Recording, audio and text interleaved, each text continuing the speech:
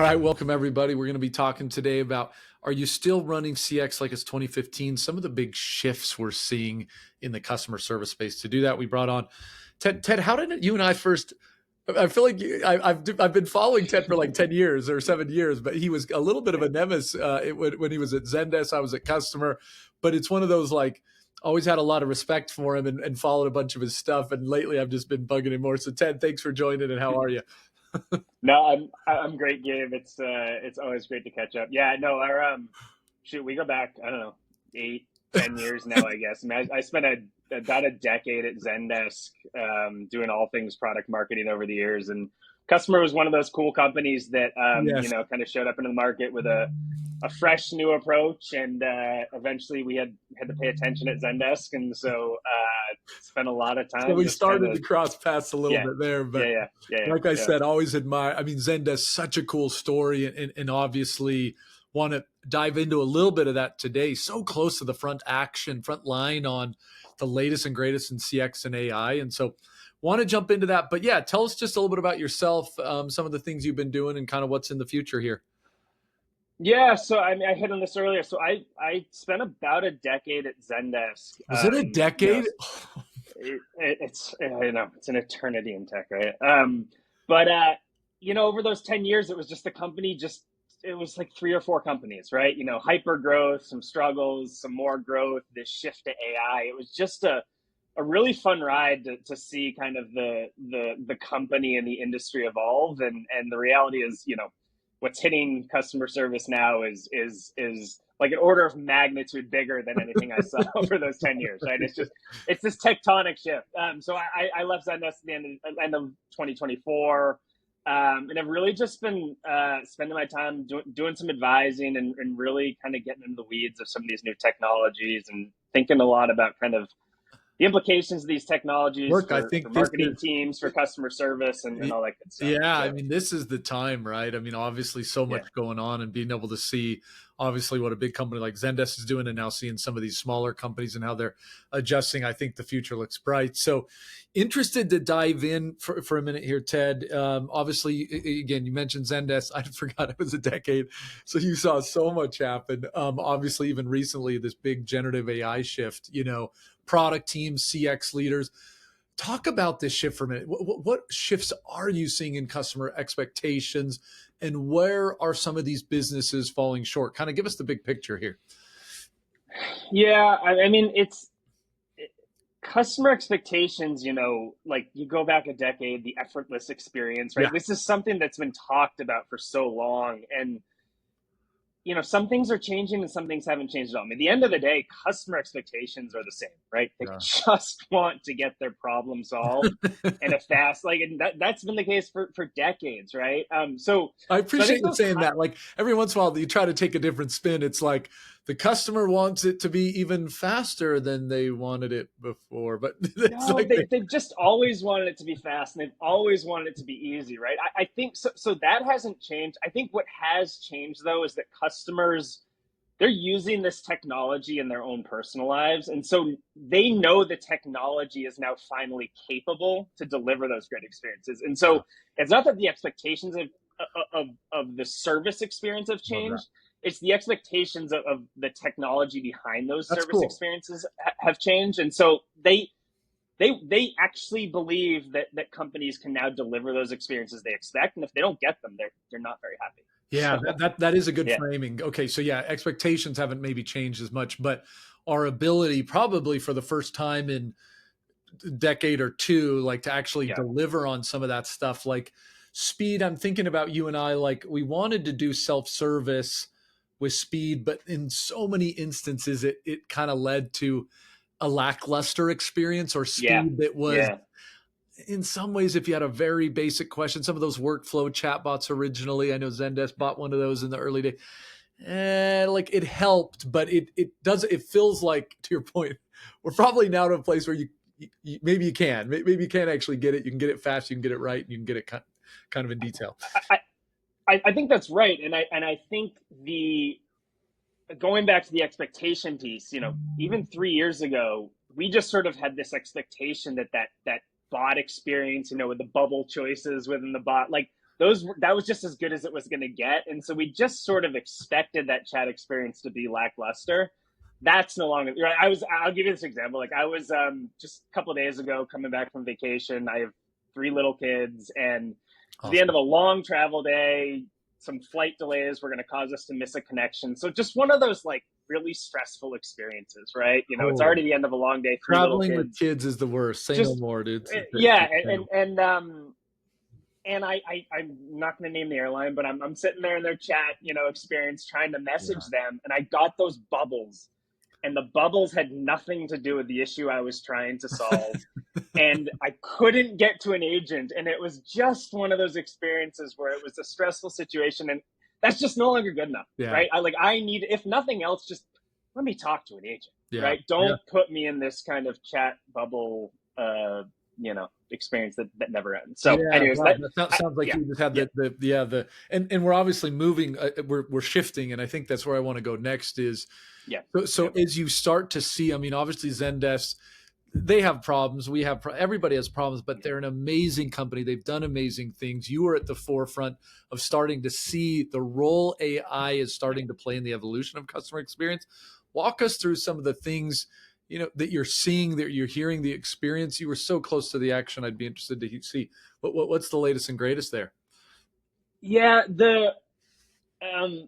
maybe this is a slightly different framing than what's normally out there, but this is at least how I think about it. So I'll give you a couple of data points. These are round numbers. The sources will, you know, the numbers will vary by source, but give or take, there is customer service is a $25 billion industry, right? So companies are spending approximately $25 billion a year to buy customer service software from Zendesk and Salesforce and Customer and the like, right? The amount of money spent on customer service labor is an order of magnitude larger. 200, 300, 500 billion, right? Whatever, the numbers vary. But again, it's hundreds of billions of dollars spent on customer service labor. And so historically, companies, as they've built their CX experience, their CX teams, like they've built it around labor as the constraint, as the primary cost driver of the customer experience. So if you even think about like the customer service metrics, average handle time, right? These are things like wait times. These are tied directly to labor, right? Yeah, that's right. It has nothing to do with the customer themselves. And so for decades, businesses have actually optimized around driving the productivity of their service teams, right? What AI is doing is it's fundamentally transforming that, where we're now finally starting to measure against outcomes instead of productivity, right? And so this is not me saying all agents are going to go away, but this is me saying that the metrics and the way that businesses are starting to think about measuring their experience are different. And so like, I think that has not, I mean, that's got to be, I mean, I'm thinking Salesforce, iPhone, year 2000. I mean, well, even call center stuff before that. I mean, call center tech is one of the oldest. I mean, it's probably one of the oldest SaaS techs in the world, but words like average handle time, I mean, we're talking coming up on, I don't know, 50, 75 years of these labor type metrics. That's fascinating. That's right. And now we move to this. Double click on outcome for the audience. I mean, I certainly resonate thinking about some of those labor type metrics, but when you say outcome type stuff, what does that mean? Well, I mean, if you think about the primary customer service metrics, historically, the top thing on the list was not, I solved my customer's problem, or I solved this issue, right? You're looking at all these labor productivity metrics, not metrics that are centered on, did I solve my, CSAT was probably the closest we got, right? You know, you know, how satisfied is my customer? But it's not tied directly to an outcome. And you know, if you look at, I think pricing models are a great example, right? Historically, even pricing models were tied directly to the size of the team, the customer service team, number of seats, how many customer service reps are on my team. You're seeing this shift to these outcome-based models, right? And I think this is going to be an evolution. I don't know exactly where this is going to land yet, but outcome-based pricing, resolution-based pricing, you know, Zendesk now is talking about the resolution platform, right? I mean, so these are big shifts. And a resolution platform, because of that concept of like, hey, we want to move from some of these like more leading indicator metrics to these more things like resolution. Zendesk is now selling outcomes, right? They're not selling seats, they're selling outcomes, incentives, right? And You're is that a buying. cost? I mean, that's a big. I haven't actually. You wouldn't see on their pricing page. I mean, it still would be like a seats plus outcome based thing, or you think companies No, there are models now, that including are with just Zendesk, where it is purely outcomes. You're wow. essentially buying a bucket of outcomes, Mm, um, and that's what you're getting charged for. And so, again, and if you think about it, what I love about it is it aligns two sets of it aligns the business's incentives with the yeah, customers so well, right? for Like sure. the companies that are buying the software, their incentives are much more aligned with the customer service vendor, right? Because they're buying this outcome. They're actually buying the thing they're trying to accomplish. Yes, yes. It also aligns with the end customer, because the businesses, the Zendesks, the Salesforces of the world are now building software that's explicitly designed to actually do what that customer is trying to achieve, Mm, hmm. right? And so again, this is going to be an evolution, but like done right, it actually aligns the incentives in a way that the seat-based model didn't. Way better. Oh So no, look, yeah, yeah, that seat based model. It's but it's had a good run. I mean, what let's say yeah, Salesforce yeah, maybe yeah, invented it 2000. They were founded. So it's your company, 25 quarter of a decade, quarter of a century. That's not bad, 25 years. yeah, I yeah. like that frame. Do you feel like how do you pose this future of agents and AI working together? It's always a debate, oh, we're never going to have Yep, agents and stuff like that. What's your yep, take on yep. how we kind of roll out here? Because as we start to think about outcomes, we're obviously chipping at the labor costs, right? I mean, That's that's right. one of That's the right. things That's right. you're framing. Look, I think there's going to be a shift. But we're not going to a world where live human agents go away. Yeah. I just don't think we're going there. If for no other reason, we're all humans and we like human connection, right? There's some elements of that we're always going to want. And there's going to be issues that are a level of complexity or difficulty, or um, so valuable that businesses don't want to pass them off to an AI agent, Yeah. right? So I don't think that the human element is going away, but certainly a lot of that work is going to shift to AI agents. And I think there's this, the technology is there now for the AI agents to do a lot of this work. The difficult piece here is how do you blend those two, Mm-hmm. right? Mm-hmm. How do you ensure that an AI agent can take on certain pieces of the work, can pass to a human seamlessly as needed with all of the Right. Right. context, right? That's not easy. And I think the companies that get this right, that win, are going to figure out how to blend those two together. Yeah. And you and I chatted about this, Gabe, I think a couple months ago. Like I don't know yet who's going to win, but I think I'm pretty confident that it's going to be like you're going to have to blend those two to get this right. Do on that winning? I'd love to hear your take on and and now I'm just throwing questions at Ted. Yeah, We yeah, had an yeah, agenda. We had a little bit of agenda. Now I'm just asking whatever the heck I wanted to. When you think about winning, I'd be interested on a quick take of what types of companies are going to win. Like the Zendesks of the worlds, the Salesforces, a lot of new players, the Decagons yeah, you and I talked about. yeah, The new yeah, yeah. entrants. But then I'm curious about some of the brands. Like what is it going to be? How are they going to win, or what's going to be the DNA of those winners? I would be interested to just get your take on that. Companies who are trying to win with AI, do you see the big Yeah. players continuing to dominate? These newer players, how does this shape the kind of the industry that we're seeing customer service right now? Yeah, I mean, I don't know, but the couple of sort of variables or the things I think about are, the Zendesk, the Salesforces of the world, they have these amazing customer bases Yeah, already, right? And sort of their opportunity is to, take this new technology and package it up in a way that's easy to adopt for all their existing customers, right? Like these customers love them, and these Zendesk, Salesforce, they're doing great stuff for these customers. So how do you take them on that journey with you, yeah, right? They're already embedded with your platform. How do you take them on that journey?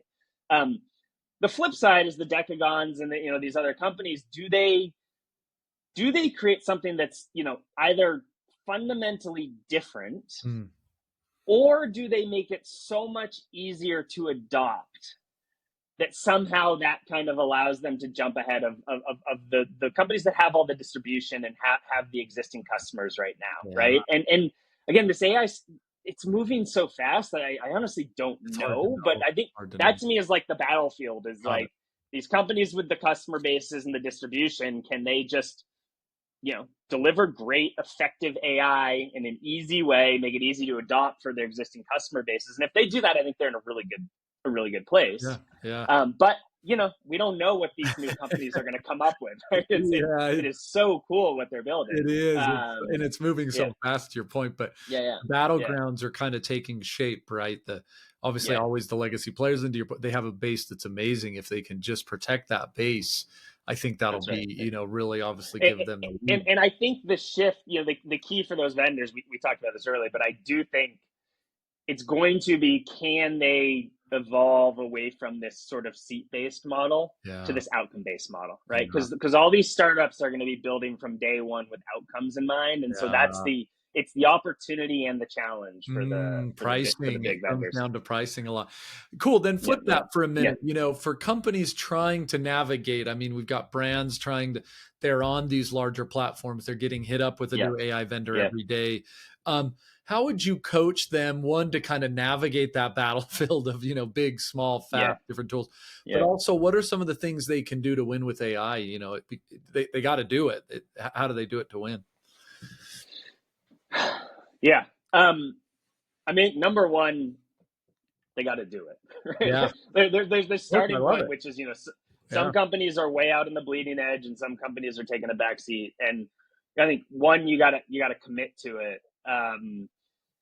And when I say commit, I think you really have to commit. Yeah. I think the challenge here Mm, is, doing it halfway is just not a winning strategy, yeah. right? I'll go back to that airline example I mentioned. They're trying to do it, but they actually created a really crummy experience, right? Because they didn't go all the way, right? And so I guess what I would say, that the companies that I see doing this well are going all in, but they're doing it in pockets, right? So they're picking specific workflows or specific interaction points, and they're making that really good, and that experience, that they're making that experience work really well. They're doing the integration work. We can talk more about integration, but they're picking specific workflows and just nailing it Yeah. and going all in and figuring that out, and then they're tacking on a new workflow and a new workflow. So they're not trying to just do it across their customer experience at once. They're picking pockets, and they're doing it well. And I think that's a really effective strategy. One, because again, it allows you to go all in without, breaking everything Mm, you've built mm. over the last decade. But two, it allows you to evolve, right? This technology is changing so fast that That's right. the last thing you want to do is go build, all this new infrastructure, and then suddenly have the technology change on you again, and you got to start from scratch, right? So it allows you to be adaptive, responsive, and all those things. Look, I think I like the point, because so many people have dabbled, but sometimes when you dabble, you don't, you get half the effort, half the result type of thing. And Yeah, so it yeah, does feel like now we're starting to see more, even boards, kind of being like, hey, it's not just about playing with AI anymore. It is about seeing some results. For a while there, it was like, yeah. hey, are you guys, every board meeting, do something with AI? And I feel like people are starting to want to change the conversation to like, show me what it's doing now. It's results focused, or are you seeing lower costs? Are you seeing efficiencies, rather than just check the box? We've got 5 tests running. Ha ha ha. So I No, do like I that. think that AI mandate piece is really important, right? Because I think most companies at this point have some type of AI mandate in place, Yeah. right? But what that means varies a ton. For some companies, that means that they started a Notion doc and everyone spent 30 minutes, brainstorming a couple of ideas, and it died there, right? There's a lot of Others dead are, Notion docs out there. yeah, right. And that's just the reality. Everyone's figuring this out. And then the other end of the spectrum, there are companies who have said, hey, you need to automate away 30% of what you're doing. I want to see the list, and I want to see the plan, and every C level has the plan that they're operating against. And so I think that for customer service, it applies more broadly, but for customer service teams, picking those key workflows and Gotcha. really going after them is a way to A, get started, and B, show real value to your leadership and your board Look, and I all that think that stuff. real So value yeah, is it's coming more into the limelight. So awesome. Well, yeah, Ted, it's fun to kind of, again, someone who's got the battle scars to show it. I think it'll be interesting to see how we continue on, but it's fun to kind of hear where you feel like we are and where we're going. So if someone wanted to get in touch with you a little, dive into this topic a little more, what's the best way to do that? yeah. I think LinkedIn's always a great way to catch up with me. I'm Ted Smith, but there's probably 5,000 of us. But look for Ted Smith Zendesk. I'll show up I think eventually. we joked about that. You not only got the Yeah, Smith, but they gave you like the Ted. Although Ted's that's become a fair. little Yeah, more unique, I think, over the last few years, right? There's not as many Teds, but Ted Smith does seem like a little more of an yeah. engineering name. Anyway, Ted, But thanks no, so I much mean, look, for joining. I hope it comes through. Like, I love talking about this stuff. I'm spending a ton of time thinking about it. So please, I'd love to hear from folks and continue the conversation. Yeah, So it'd be fun to find other yeah, ways to work with you, Ted. So best of luck in your yeah. endeavors. And for the audience, have a fantastic day. Appreciate it, Gabe. Good catching up.